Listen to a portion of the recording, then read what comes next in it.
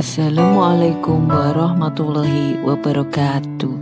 Jumpa lagi di channel Keluarga Cemara, keluarga bahagia sejahtera, suka wisata.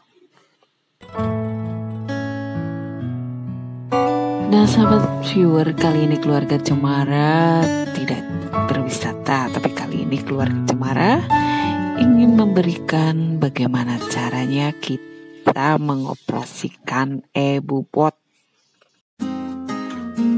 Untuk melihat e-bupot kita aktif atau tidak, kita lihat di profile.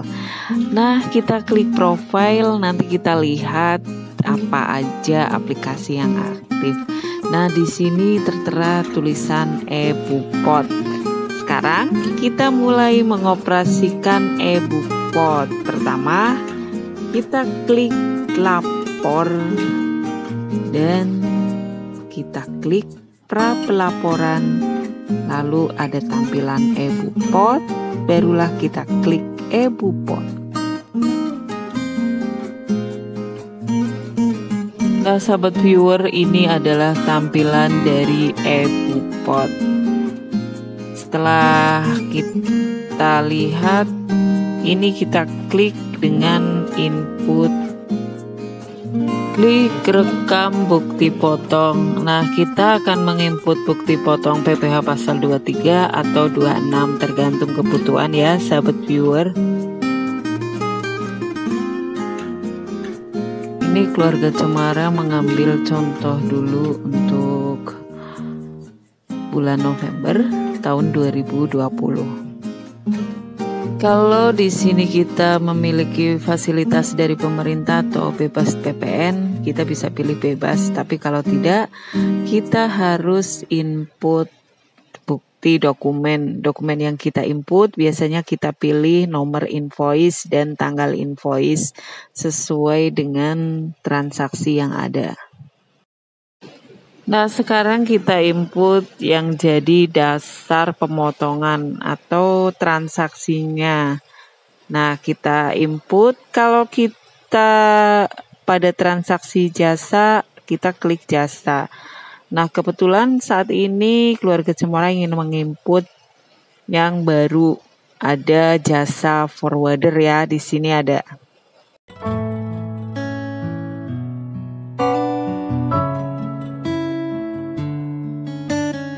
Kita masukkan angka yang jadi dasar pengenaan, nanti perhitungannya secara otomatis, lalu kita klik simpan. Jadi sahabat viewer tidak perlu khawatir berapa sih tarifnya jasa ini, berapa sih PPh 23 ini, karena di situ sudah tertera berapa persen pemotongannya. Nah, untuk jasa kebetulan PPh pasal 23 ada 2% dari nilai transaksi. Nah, lalu kita input lagi transaksi berikutnya. Begitupun sesuai kebutuhan. Kalau kita ada berapa transaksi di bulan tersebut, kita input berdasarkan kebutuhan. Nah, kebetulan Keluarga Cemara itu belum input penandatanganan. Jadi kalau sebelum input transaksi, sebaiknya kita input penandatanganan. Nah, kita input dulu penanda tangan dokumen. Jadi nanti secara otomatis penanda tangan dokumen akan masuk di perekaman bukti transaksi.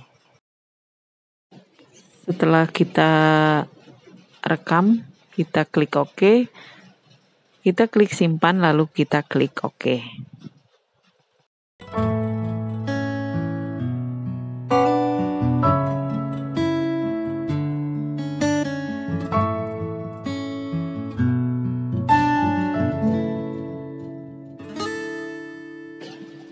Nah, sekarang kita bisa mengeceknya sahabat viewer, penandatanganan ini sudah masuk apa belum. Ternyata sudah masuk.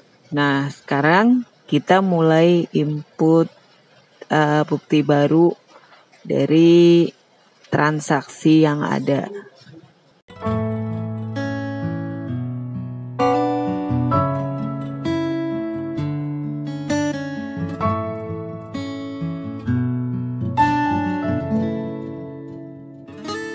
diinputkan sesuai dengan jenis jasa atau jenis transaksi yang ada, kita pilih.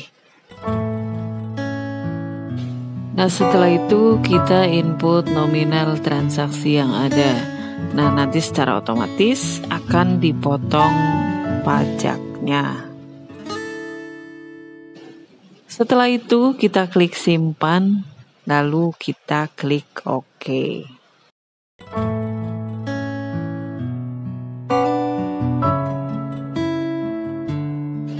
Nah, setelah kita OK, di sini sudah terlihat penanda tangannya ya sahabat viewer.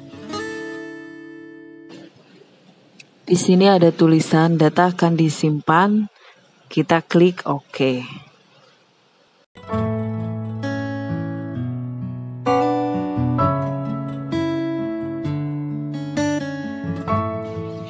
Lalu kita klik tambah dokumen. Nah, dokumen ini perlu ditambahkan. Biasanya kita memasukkan invoice atau faktur atau surat perjanjian. Kalau sahabat viewer, kalau keluarga Cemara, ini inputnya berdasarkan invoice, tanggal invoice dan tanggal tagihan.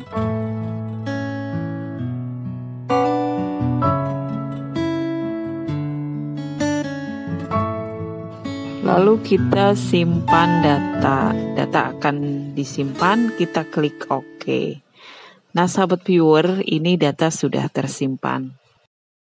Nah, kita telah menginput bukti potong. Bagaimana caranya bukti potong itu bisa kita dapatkan? Kita klik aja kirim email ke email kita biar bukti potong ada di email kita. Kita kirim. Nanti kita akan mendapati email bukti potong yang telah kita input tadi. Walaupun ini status siap kirim, kita harus melihat SPT dengan klik lengkapi. Nah, kita lihat satu persatu ya sahabat viewer, apa yang belum diisi. Kita lihat hasilnya yang tadi.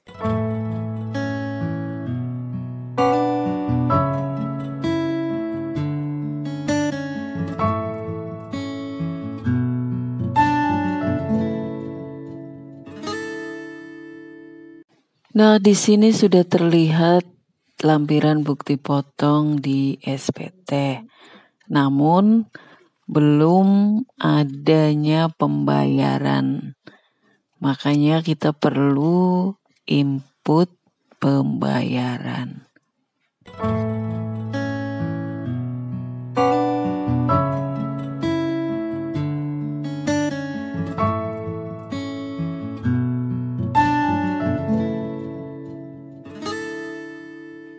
Kita input bukti bayar. Caranya klik dashboard yang di atas, pilih input bukti bayar.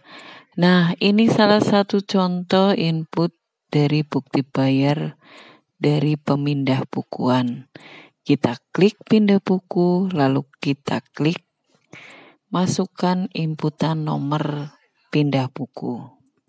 Nah, ini penampakan dari pindah buku sudah masuk. Walaupun pindah buku sudah masuk, kita harus menyimpannya supaya masuk ke dalam SPT. Nah, kita harus klik simpan, lalu kita klik OK. Jika Anda melihat memasukkan dari SSP, tadi kita klik SSP lalu masukkan bukti NTPN. Nah, sekarang ini status sudah siap kirim. Namun, untuk memastikan lagi kita harus klik lengkapi biar kita bisa melihat apa saja yang sudah diinput dan mengecek barangkali ada yang belum diinput.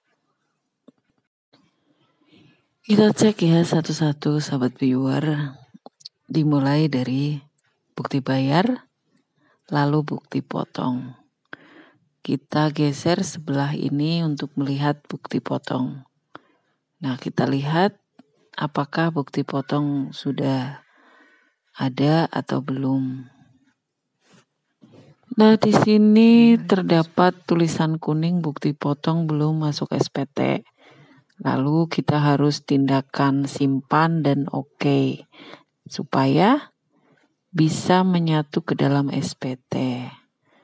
Nah, kalau sudah begini kita proses, barulah SPT siap kirim. Untuk SPT siap kirim di sini ada 2 opsi. Kirim, lengkapi. Karena kita sudah mengecek, kita tentunya klik kirim. Nah, ini adalah tampilannya sahabat viewer.